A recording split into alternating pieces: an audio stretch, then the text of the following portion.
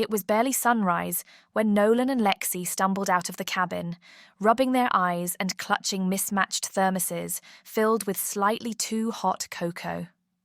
The forest smelled like damp moss and pine needles, and the lake below shimmered with a silvery mist. At the dock stood Grandpa Buck. He wore cargo shorts despite the 48-degree chill, a vest bursting with fishing gear, including a feather duster and a plastic spoon, and, most famously, his raccoon hat named Roger. Roger was looking a little more raggedy than usual. "You kids ready for the biggest catch of your lives?" Grandpa Buck asked, holding up a tackle box that clinked ominously. "We're gonna outfish the entire county, maybe the whole state, maybe the whole continent." Lexi blinked at the canoe tied to the dock. It looked about one sideways sneeze away from sinking. Nolan, still half asleep, nodded like this was all totally normal. They climbed in, Grandpa in the back, Lexi in the front, Nolan in the middle with the cooler. The canoe wobbled, groaned, and made a sound that might have been a complaint or a burp. "She's seaworthy," Grandpa said proudly, giving the side a reassuring pat that caused a small chunk of wood to fall off. The lake was glassy and still, save for the occasional ripple or splash in the distance. A family of ducks paddled by in a perfect V formation, quacking like a synchronized swim team. A heron flapped lazily overhead. Grandpa started paddling in his unique zigzag style, muttering something about currents you can't see but the fish can smell. Lexi peered into the tackle box and pulled out a hot pink rubber duck attached to a hook. "This is bait?" Grandpa nodded solemnly. "Never underestimate the power of a decoy. They passed an abandoned tire half submerged in the water and what appeared to be a floating grilled cheese sandwich. Nolan reached for it. "Don't," Lexi said. "It's either cursed or someone else's lunch, or both." Just as they reached a quieter cove surrounded by lily pads and croaking frogs, Grandpa held up a hand. "This here's the spot," he whispered. "I can feel it in my toenails." He dropped anchor, which was really just a rock tied to a rope, and rummaged through the cooler. "Time for breakfast," he declared. Lexi and Nolan expected granola bars, maybe a banana. Instead, Grandpa handed each of them a cold pancake, rolled up like a burrito and filled with canned peaches. They munched in silence while a dragonfly hovered suspiciously over Lexi's forehead. From a nearby log, a turtle slid into the water with a plop, causing a chain reaction of frogs leaping like popcorn kernels around the canoe. Grandpa cast the first line. The lure landed with a splash that startled a duck, which promptly honked, flipped upside down, and kicked water straight into Nolan's face.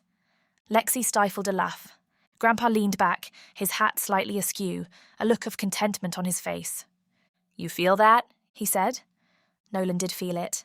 It was quiet, peaceful, kind of perfect. Then the canoe jerked sideways as something large tugged from below. Everyone grabbed the edges. The cooler tipped, Lexi's paddle splashed, and Grandpa's thermos flew into the air and bonked him lightly on the head. The canoe rocked, the water rippled, and something beneath the surface let go with a loud blorp as Grandpa grinned.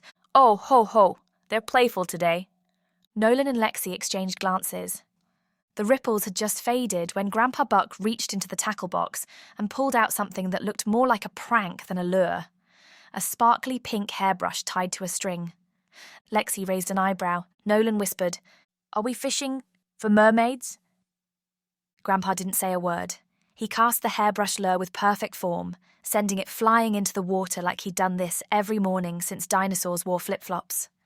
For several minutes nothing happened. Then a bubble surfaced, then another. Then a small confused turtle surfaced, wearing sunglasses. Nolan leaned over the side of the canoe.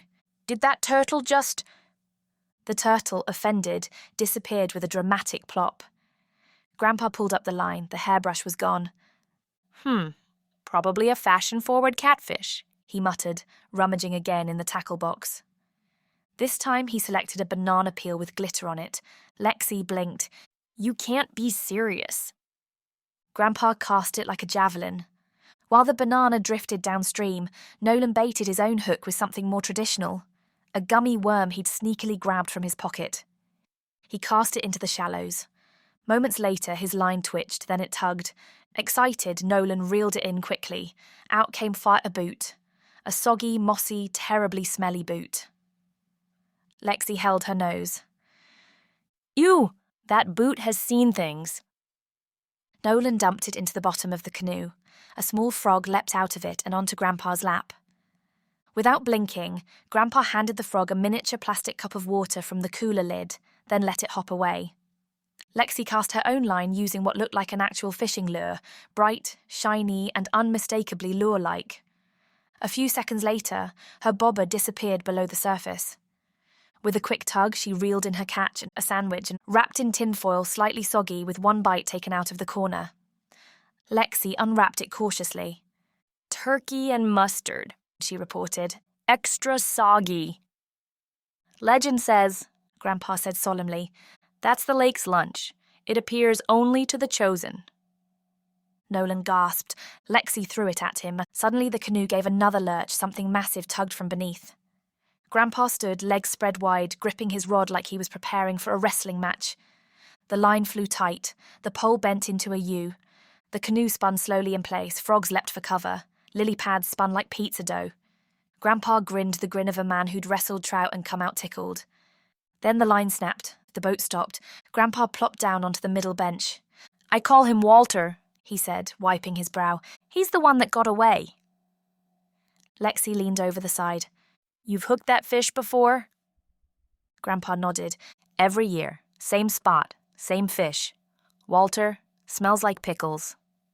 Nolan sniffed the air. I smell pickles. Lexi pointed toward something was out there. The pickle-scented mist drifted in slow spirals across the lake, swirling lazily just above the water like steam rising from a bizarre fish-flavoured teapot. Lexi shielded her eyes from the glare and squinted toward the far reeds.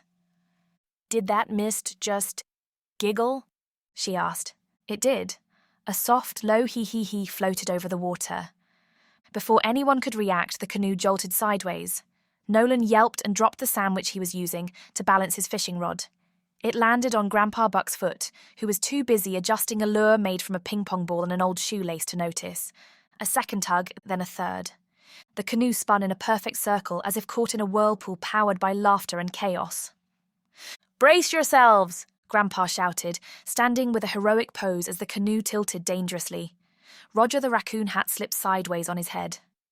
Something, many somethings were beneath them, nudging, bumping, swirling. Lexi caught a glimpse of slick fins and bulbous eyes just under the surface. A ripple burst upward and smacked her in the face with a wave of cold lake water. Nolan tried to paddle. He mostly splashed. The paddle hit the water, bounced up, and launched a lily pad onto Grandpa's face. A fish leapt over the bow, did a mid-air somersault, and vanished into the water again, laughing. Yes, laughing. Dozens of fish emerged like synchronized swimmers circling the canoe. Each one had a ridiculous expression, wide, googly eyes, and shiny scales that shimmered in pastel colours. One wore a leaf like a hat. Another spit a stream of water that arced and hit Nolan squarely in the chest. I think they're prank fish, Lexi said, wiping her face. They're legendary, Grandpa muttered, staring in awe. The mischief minnows. The canoe rocked wildly again. Grandpa reached for his line, cast toward the laughing fish. One of the minnows caught the line in its mouth and then turned and raced away, dragging the entire canoe behind it. They zoomed across the lake, skipping like a stone. Grandpa whooped with joy. Lexi screamed. Nolan held onto the sides for dear life. The minnows veered left. The canoe did too, right through a patch of water lilies that exploded into the air like leafy confetti. Then came the log. They hit it with a bump. The canoe launched slightly into the air and came down with a splash. Lexi lost her paddle. Nolan lost a shoe. Grandpa lost his raccoon hat. Roger floated slowly away, spinning gently in the wake. The minnows, satisfied with their mayhem, released the line and vanished below. Silence. The canoe bobbed. Lexi sat blinking, hair soaked, lily pads clinging to her shoulders. Nolan coughed up lake water. Grandpa calmly reached into the cooler and pulled out a pickle jar. Round one goes to the fish, he said, unscrewing the lid and biting into a spear. Off in the distance, the faint sound of underwater laughter echoed. The paddle back to shore was slow, soggy, squishy, and very, very quiet. Lexi used a plastic cup as a substitute paddle. Nolan bailed out water with an empty pickle jar. Grandpa Buck paddled with one hand while balancing a dripping sandwich on his knee like it was a wounded soldier. Roger the raccoon hat was never seen again. By the time they reached the dock, the sun was low in the sky, painting everything in pink and gold. They hauled themselves out of the canoe, each dripping more than the last, and squelched their way up the hill to Grandpa's cabin. "Hot cocoa, now," Lexi declared, squeezing lake water from her ponytail. Grandpa nodded. "And a fire. Gotta dry out the old tailbone." That night, wrapped in blankets around the fire pit, they warmed their toes and roasted marshmallows that kept catching fire and turning into sugary meteorites. Nolan poked the flames with a stick and finally asked, Did that really happen?" Lexi blinked. "The boot, the sandwich, the synchronized fish attack. Yeah, I think it did." Grandpa Buck took a long sip from his thermos, now refilled with hot cocoa and only slightly fish-flavoured. "Well, it wasn't exactly the biggest catch," he said thoughtfully, "but it was definitely the splashiest." Lexi giggled. Nolan leaned back and looked at the stars. "I can't wait to tell Mom and Dad." Grandpa raised a finger. "The rule is, fish stories must always include 3 things: truth, exaggeration, and mystery." "So, we say we caught a fish as big as a refrigerator," Nolan offered. "And it wore a monocle," Lexi added. "And it nearly swallowed the canoe whole but sneezed us out because Grandpa's sandwich was too spicy." They all burst into laughter. The fire crackled, crickets chirped, a bullfrog belched nearby like it agreed with the story. Just then, something plopped in the water down by the dock. They turned their heads, a gentle ripple spread outward from where something or someone had briefly surfaced. Grandpa smiled and raised his thermos in a toast. "To Walter, and Roger, and the mischief minnows." Lexi and Nolan raised their marshmallow sticks high. "To the weirdest fishing trip ever." The stars twinkled, the breeze rustled the pines, and down by the water, just for a second, a raccoon hat bobbed into view, then vanished beneath the surface. Thanks for listening to today's story. We hope you enjoyed it and feel calm and cozy. If you'd like more screen-free, ad-free and wholesome stories, don't forget to follow our channel. Or hop on over to our YouTube channel for even more wholesome screen-free tales. See you next time.